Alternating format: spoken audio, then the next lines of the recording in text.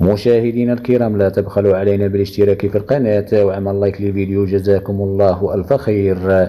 المغرب بلد الكرم وحسن الضيافة.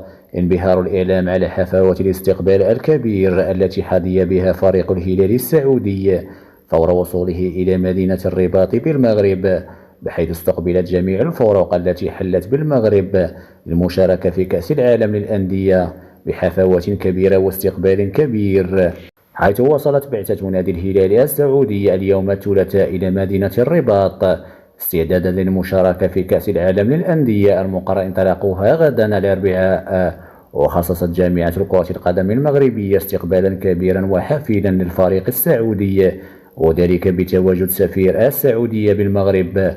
وللتذكير فإن فريق الهلال السعودي سيخوض مواجهة صعبة أمام الوداد البيضاوي المغربي يومه السبت في بطولة كأس العالم للأندية. حظ موفق لجميع الفرق العربية. شكرا للمتابعة والسلام عليكم ورحمة الله.